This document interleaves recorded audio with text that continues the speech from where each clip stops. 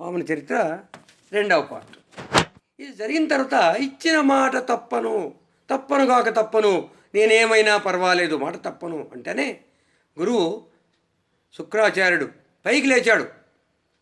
ఓ బలి, నా మాట వినకపోతే నీకు శాపం పెడతా, నీ రాజ్యం పోగొడతా, నీ ఇల్లాలిని దూరం చేస్తా, నీ ధనము, నీ రాజ్యము, నీ యవ్వనము, నీ జ్ఞానము, నీకు ఉన్నది అనుకున్నది మొత్తం నాశనం చేస్తా అని చెప్పేసి వెంటనే కోపం చేసుకుంటాడు శుక్రాచార్యుడు. చేసుకుంటుంటే అప్పుడు బలిచక్రవర్తి చెప్పాడు, మనిషి సుఖంగా దరిద్రంగా ఎన్నాళ్ళు బతకవచ్చు, కానీ ఇచ్చిన మాట తప్పితే బతికి ఉండిన ఫలమేమి గురువర్య. బలి చెప్పి ఆ మాటకు వెంటనే గురువును లెక్క చేయకుండా యజ్ఞవాడి దగ్గరికి వచ్చేస్తాడు. వచ్చి తన భార్య అయినటువంటి వింధ్యావళికి సైగ చేస్తాడు. బంగారు పాత్రలో సుగంధమైనటువంటి నీళ్లు తీసుకొని రా, జలాలు తీసుకొని రా, గురువును పాదాలు కట్టడానికి పవిత్రమైన గంగాజలాన్ని తీసుకురమ్మని చెప్తాడు. బంగారు బిందెలో వింధ్యావళి ఆ పన్నీరు తీసుకొని వస్తుంది. భార్య మాట, భర్త మాట వినేటువంటి భార్యలు ఎంతమంది ఉంటున్నారు ఈ కాలంలో? మనం లెక్క వేద్దాం ఒక రకంగా. ఎందుకంటే రాజ్యమంతా పోతుందని చెప్తున్నాడు శుక్రాచార్యుడు, శాపాలు పెడుతుందని చెప్తున్నాడు, రాజ్యమంతా పోతుందని చెప్తున్నాడు. అతని మాట కొంతవరకు నిజమై ఉండొచ్చు. అట్లాంటిది గురువు మారితే కూడా ధిక్కరించి దానం చేస్తుంటే ఏ భార్య అయినా ఊరుకుంటుందా? రాజ్యం పోతుంది, సంసారం పోతుంది, దరిద్రం వస్తే మనకు బతుకుతామా, ఇంత గొప్ప సామ్రాజ్యాధిపతి అయిన చక్రవర్తి పోతాదేమో అనేటువంటి కించిత్ అనేటువంటి లేదు జ్ఞానం అంటే ఇలా ఉంటుందన్నమాట. భార్య యొక్క అవతారం, వింధ్యావళి అవతారం గురించి వేదవ్యాసుల వారు గొప్పగా పోయినారు. స్త్రీ అంటే ఇది. భర్త అడవులకు వెళితే సీతలాగా వెళ్ళేటువంటి భార్య. కష్టాలు వచ్చినా కూడా, ద్రౌపది కష్టాలు వచ్చినా కూడా 14 ఏళ్ళు వనవాసం ఉంటే 12 ఏళ్ళు వనవాసం, 1 సంవత్సరం అజ్ఞాతవాసంలో నారచీరలు ధరించి ద్రౌపది వెళ్ళింది. అలాగా నర్మద ఒక దేవత భర్తకు కుష్ఠరోగం వస్తే తన గంపలో ముసుగుబోయి నర్మదా నది దాటి భర్తకు సేవ చేస్తుంది. భార్య అవతారం అంటే, భర్త యొక్క గొప్పతనానికి కారణం అంటే భార్య ఔదార్యం. వింధ్యావళి ఎలా అయిపోయిందంటే వెంటనే చిరునవ్వు నవ్వింది. తన భర్త బిందెతో నీళ్లు తీసుకురమ్మంటేనే వింధ్యావళికి ఎంతో ఆనందమైంది. ఎంత యోగం అండి! శ్రీ మహావిష్ణువు వచ్చాడని తెలిసిపోయింది ఈమెకు కూడా. విష్ణువు కాళ్ళు కడిగే యోగం మా జీవితానికి ఎప్పుడు రావాలా? బంగారు బిందెలో నీళ్ళు తీసుకొని సంతోషంగా నవ్వుతూ మెల్లగా అడుగులు వేసుకుంటూ, అడుగులు ఎలా ఉంటున్నాయంటే హంస పాదాల్లాగా ఉంటున్నాయంట. దబ దబ శబ్దాలు వచ్చి గబగబా భూమి అదిరే అక్కట్ల కాకుండా హాయిగా, ఎంత హాయిగా వస్తుందంట. వెంటనే బలి వామని పైపు తీరగా చూశాడు. ఆ నీళ్లు తీసుకొని దగ్గరకు వస్తుంది. తీసుకొని వస్తుంటే, స్వామి, ఓ పురుషోత్తమ, ఓ బ్రాహ్మణోత్తమ, నీవు కోరిన కోరిక తీరుస్తా, తప్పక మాట తప్పను. నీ పద్మపాదాలు, మీ పాద పద్మాలు ఈ బంగారు ప్లేటు మీద పెట్టు, పళ్ళెంలో ఉంచు అంటాడు. ఆ పాదాలు ఎలా ఉన్నాయి అంటే విష్ణు పాదాల గురించి చెప్తున్నాడు ఇక్కడ. ఒక పాట లక్ష్మీదేవి ప్రతిరోజు కస్తూరి తిలకం దిద్దుకుంటుందంట. ఆ కస్తూరి తిలకంతో ప్రొద్దున లేచిన వెంటనే అతని పాదాలను స్పర్శిస్తే ఆ నుదుట ఉన్నటువంటి కస్తూరి ఆ పాదాలకు అంటుకునేటప్పటికీ ఆ పాదాలు సువాసనతో ఆ ప్రాంతమంతా అలరిస్తాయంట. ఆమె పాదాలను స్పర్శిస్తే ఆమె చేతులు పద్మంలాగా ఉంటాయి, మెరిసిపోతున్నాయంట. ఆ పాదాలను చూస్తుంటే ఎంత కాంతిగా కనపడుతున్నాయో లక్ష్మీదేవి పాదాలు ఒత్తుతూ ఉంటే. అలాంటి పాదాలు, వేదాలు ఆ పాదాలకు గజ్జెలాగా మారాయంట. ఆమె వేదపఠనం చేస్తుంటే ఆ వేదాలన్నీ గజ్జెల యొక్క మ్రోతలు మోగేటువంటి కలుస్తుంది. తర్వాత ఆమె చేతులకు సింధూరము గోరింటాకు పెట్టుకుంటే ఆ పాదాలకు గోరింటాకు తగిలి ఆ తేమగా ఉన్నటువంటి లక్ష్మీదేవి యొక్క చేతుల్లో ఉన్నటువంటి సింధూరము ఆయన పాదాలకు కలుపుతానే అవి ఎర్రగా సూర్యకాంతిగా మెరిసిపోతున్నాయంట. ఒక పక్క తామర పూలతో పూజ చేస్తూ ఉంది లక్ష్మీదేవి. ఆ తామర పూలు ఆ మింద పడేటప్పటికీ ఆ తామర పూలే వెలుగొచ్చేస్తున్నాయంట, ఎర్రగా మెరుస్తున్నాయంట. కలవ పూలు కూడా ఎర్రగా మారేటువంటి కలుస్తుంది. దేవదేవతలు నిత్యము పూజం చేసే పాదాలవి, మామూలు పాదాలు కాదు. తర్వాత ముక్తి మోక్షం ఇచ్చేటువంటి దివ్యమైనటువంటి ఈ పాదాలు చూడడం, తాకటం, స్పృశించడము మహాయోగంగా ఇద్దరు భావించారు బలిచక్రవర్తి, వింధ్యావళి. వెంటనే వామన్ని కాళ్ళు కడగాల అనేసి కాళ్ళు పాదాలను తాకుతున్నారు. దానికే ఆ గొప్ప పాదాలను తాకే యోగం వచ్చింది. వెంటనే ఆ పాదాలు వీళ్ళే ఇద్దరు తీసి బంగారు పళ్ళెంలో పాదాలు పెట్టారు, వామనుడి పాదాలు. బింద్యావళి చిరునవ్వుతో ఆనందంతో ఎంతటి యోగము, ఎన్ని లక్షలు ఎన్ని కోట్లు సంపాదిస్తే యోగం వస్తుంది, ఎన్ని రాజ్యాలను పరిపాలన చేస్తే యోగం వస్తుంది అని ఆలోచన చేసి ఆ కాళ్ళ మీద చిరునవ్వుతో ఆనందంతో సంబరముతో హుషారుగా ఉప్పెంగుతున్నటువంటి ఆనందాన్ని కలయబెట్టుకుంటూ కాళ్ళ మీద నీళ్లు వస్తున్నారంట. వస్తుంటే అప్పుడు ఉన్నట్టుండి శుక్రాచార్యుడు ఒక్క మాట చూశాడు. వరేరే, ఈ కాళ్ళు కడిగేసి వీళ్ళు దానం గ్యారెంటీ చేస్తారు, ఈ కాళ్ళు కడగకుండా వాళ్ళు తెచ్చినటువంటి పెద్ద కమండలం యొక్క నాళములోకి ఒక పురుగు రూపంలో చేరుకుంటాడు. శుక్రుడు పోయి చిన్న పురుగు రూపంలో పోయి నాళానికి అడ్డపడతాడు. అడ్డపడుతూనే వెంటనే ఇది గమనించాడు విష్ణు, తెలుసు శుక్రుడు ఏదో ఒకటి చేస్తాడని. వెంటనే పక్కన ఉన్నటువంటి పరిచారకుడికి సైగ చేస్తాడు. చేస్తూనే అర్థమైపోయింది. ఒక దర్భ తీసుకొని వచ్చి ఆ నాళంలోకి ఆ పరిచారకుడు పొరుస్తాడు. పొరుస్తూనే వెంటనే ఏమైపోయింది, ఆ పురుగు పక్కకు పోయింది. ఏమీ కాదు, శుక్రాచార్యుని యొక్క ఒక కన్ను దాని మీద దృష్టి పెట్టాడు, పురుగు రూపంలో పెట్టాడు. వెంటనే శుక్రాచార్యుని కన్ను లొట్టమైపోయింది, వెంటనే రక్తం కారుతూ అయిపోయింది. ఆ నాళం నుంచి వెంటనే కాళ్ళు కడిగేంత నీళ్లు పడుతున్నాయి. కాళ్ళు కడిగారనమాట. కాళ్ళు కడుగుతుంటే అప్పుడు వామనుడు అంటున్నాడు, ఓ బలిచక్రవర్తి, నువ్వు చేసింది చాలా గొప్పది. ఇప్పుడు నేను 3 అడుగులు అడిగాను కదా. ఎందుకు అడిగానంటే ప్రపంచంలో అన్ని దానాల కంటే భూదానము గొప్పది. ఎందుకంటే ఈ భూమి నుండేనే పంటలు పుడతాయి. ఆ పంటల వల్లనే జనమంతా భోజనం చేసే బ్రతుకు తెరువ. ఆకలికి ఔషధం అన్నం. ఔషధాన్ని తింటున్నారయ్యా, ఆకలిని పోగొట్టుకుంటున్నారంటే ఈ భూమి మీద పండే పంటల వల్ల గొప్పదనం. కాబట్టి భూమి గొప్పది. అంతేకాకుండా ఈ భూమి మీద తర్వాత జీవుడు భగవంతుని యొక్క ప్రతిరూపం, మోక్షము పొందేటువంటి అర్హత ఉండేటువంటి జీవుడు ఉండడం వల్లే ఈ భూములు, నదులు, సరస్సులు, చెరువులు, సముద్రాలు ఇవన్నీ ఉంటున్నాయి.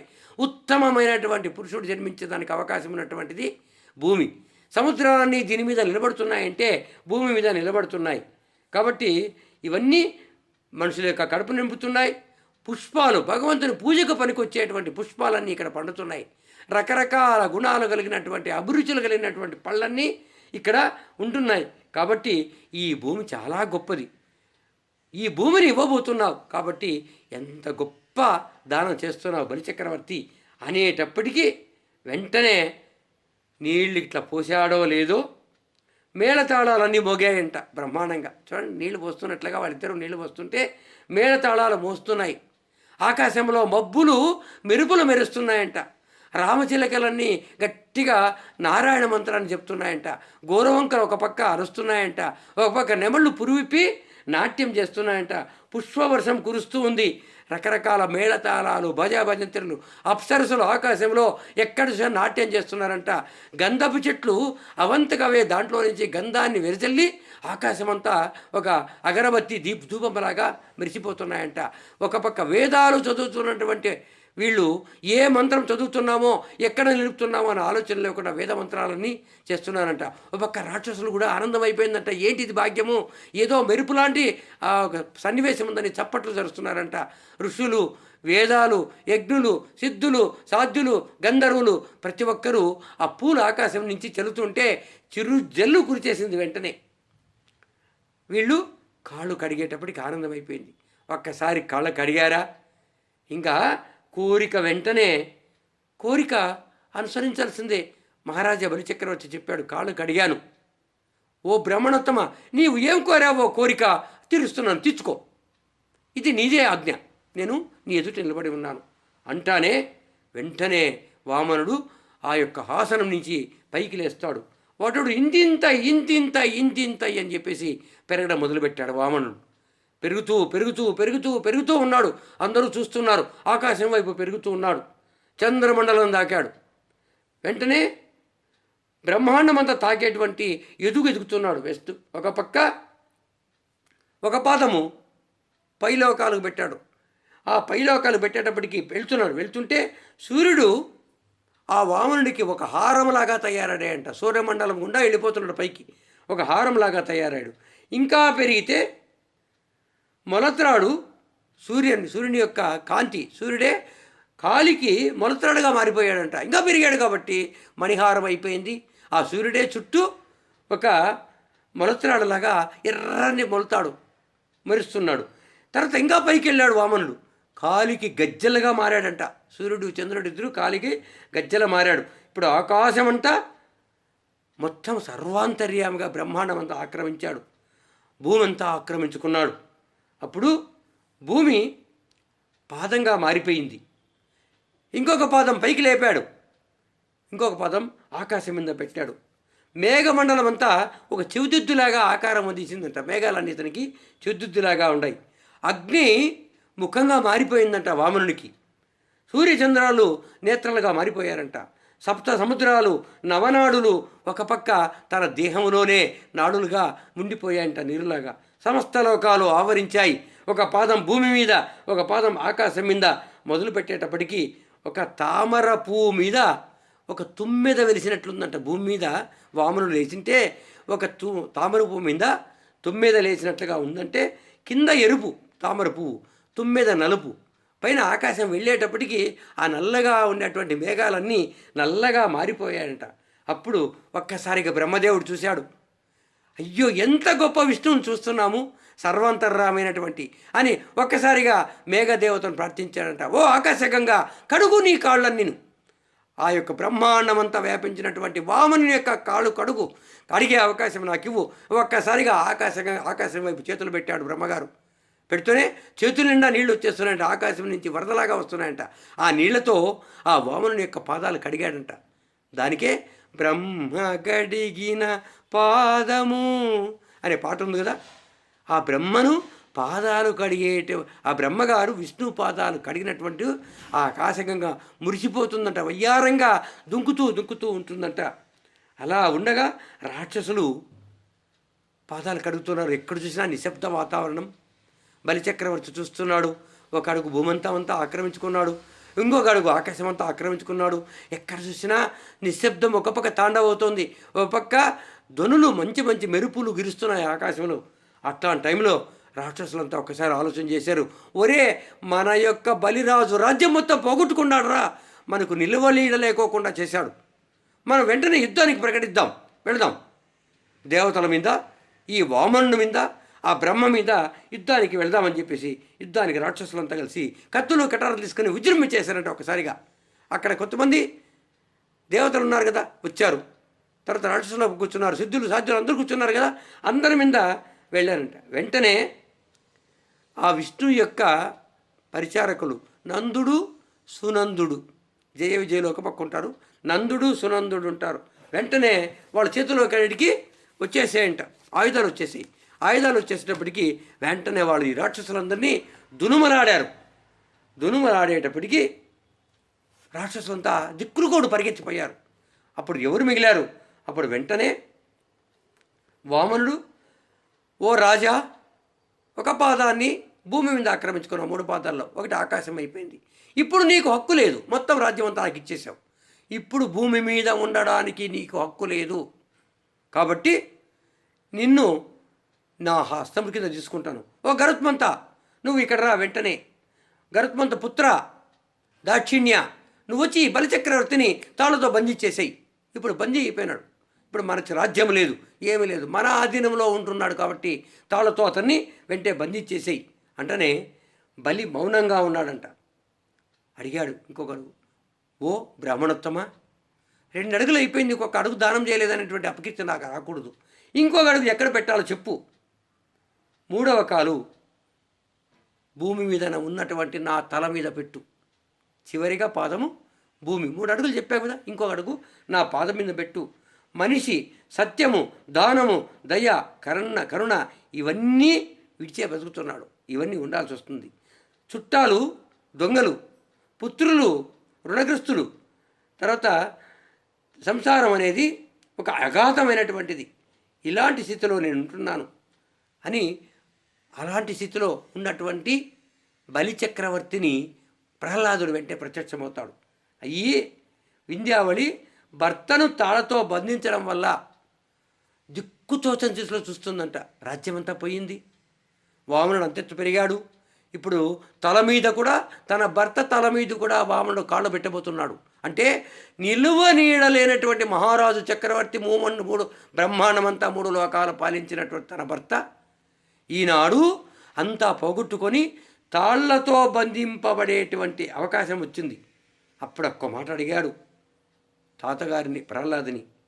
అయ్యా, మీరు కూడా విష్ణు భక్తులే కదా, నా భర్త అడిగింది ఇచ్చాడు కదా, 3 అడుగులు దానం అంటే 3 అడుగులు ఇచ్చాడు, చివరి అడుగు తన మీద పెట్టమన్నాడు కదా, ఏమి తప్పు చేశాడని నా భర్తను బంధించారు మీరు? ఇప్పుడు చెప్పండి. చూడండి, భర్త యొక్క ఆవేదన భార్యకు అప్పుడు అర్థమవుతుంది.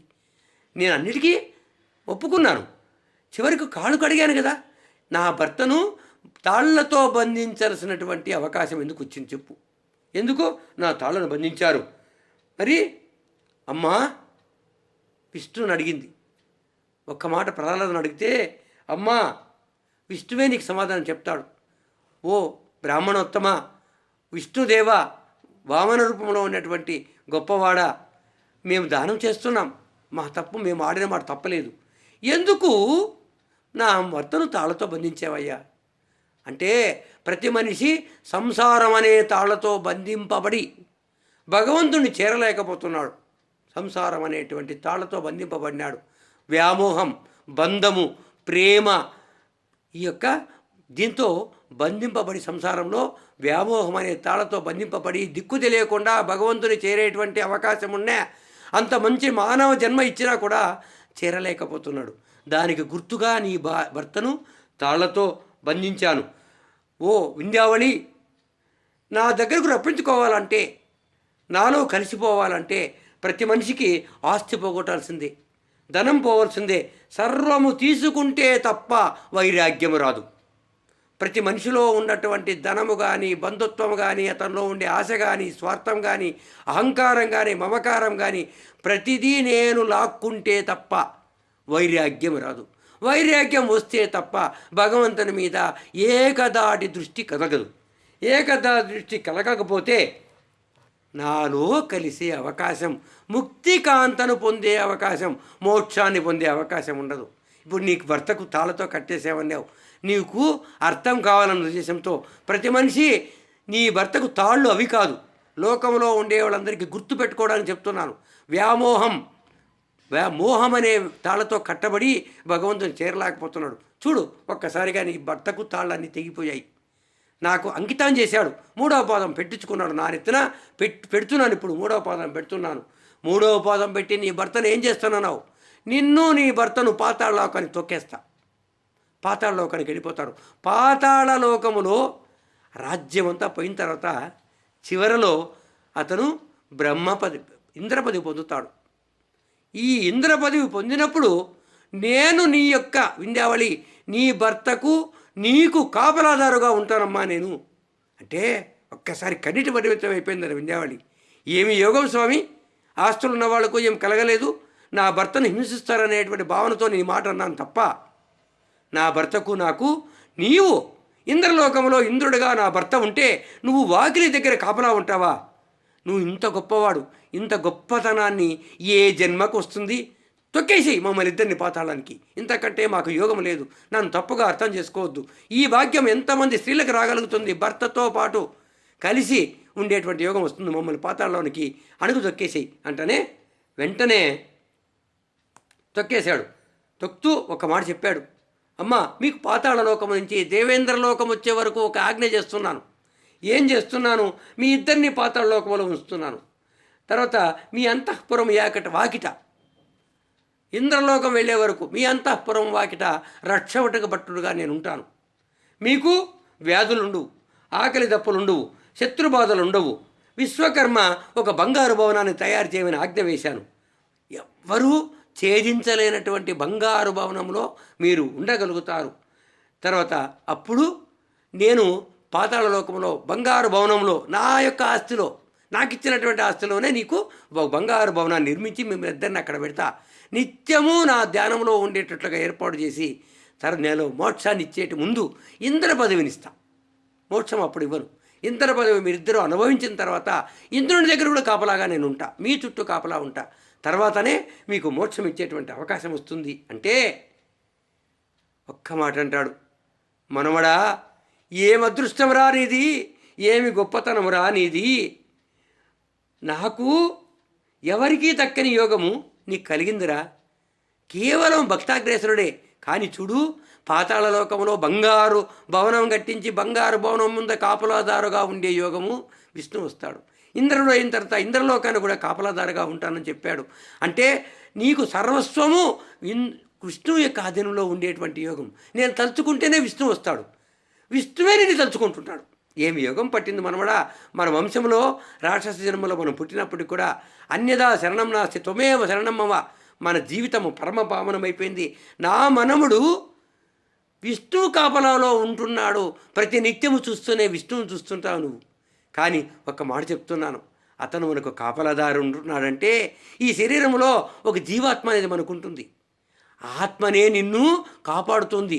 నీ యొక్క నువ్వు తిన్న ఆహారాన్ని పచనం చేస్తూ నీకు శక్తినిస్తూ నిన్ను అన్ని పనులను పురమాయించి నీ యొక్క నిత్యము దానం చేస్తే ధ్యానము చేసేటువంటి వ్యక్తికి రోగాలేమి రాకుండా సంరక్షణలో పెట్టుకునేటువంటి నిన్ను ఎప్పుడూ దైవత్వంగా పరమపురుషునిగా చూసేటువంటి ఆత్మరూపంలో మనలో ఎలా ఉంటున్నాడో ఈ ప్రపంచమంతా ఆ రూపంలోనే నిన్ను ఉంచగలుగుతున్నాడు.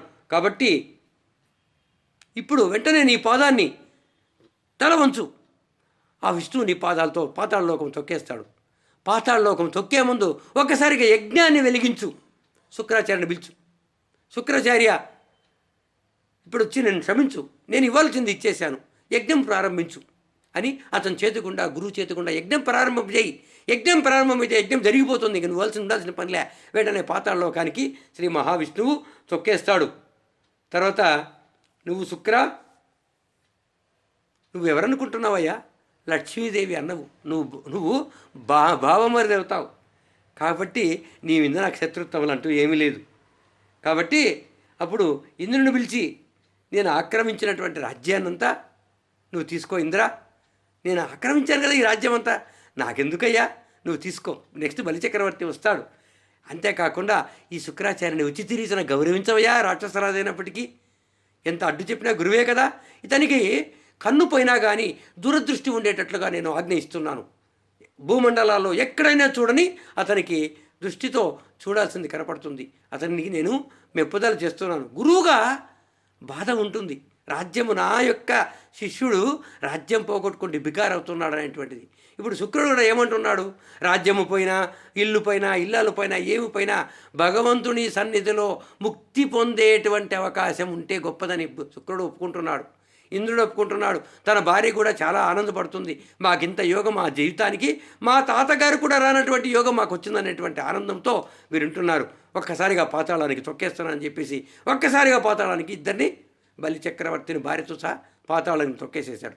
తొక్కేసి అందరికీ ఒక్కసారిగా అభయం ఇచ్చే వామనుడు ఇప్పుడు పోవాలా, రక్షకుడుగా పోవాల్సి వస్తుంది. చూడండి, విష్ణువు పాతాళలోకానికి రక్షకుడుగా పోవాలా, మళ్ళీ బలిచక్రవర్తి ఇంద్రుడైన తర్వాత అక్కడ కూడా వెళ్ళాల్సి వస్తుందని చెప్పేసి అందరికీ అభయం ఇచ్చి ఒక్కసారిగా మళ్ళా భూమండలం అంతా కాంతులు చెందేటువంటి స్థితిలో ఒక్కసారిగా వామనావతారాన్ని ముగించేటువంటి సన్నివేశాన్ని కలిపేటప్పటికీ అక్కడ బ్రహ్మాండం అంతా పూల వర్షం కురుస్తూ ఈరోజు ఒక మంచి రోజు మనకు పరమాత్ముడిని ఏ విధంగా మనం అహంకారం పోగొట్టుకుంటే తప్ప భగవంతుని చూడలేమనేటువంటి భావనతో బలిచక్రవర్తి కథతో మనం ఉదాహరణకు తీసుకుంటున్నాం.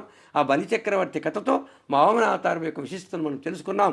మనం యోగ పురుషులము, అన్ని లోకాలలో మనం యోగ పురుషులుగా భావిస్తూ ఈ వామనావతారాన్ని ముగించేటువంటి అవకాశాన్ని కల్పించారు. హరి ఓం తత్సత్.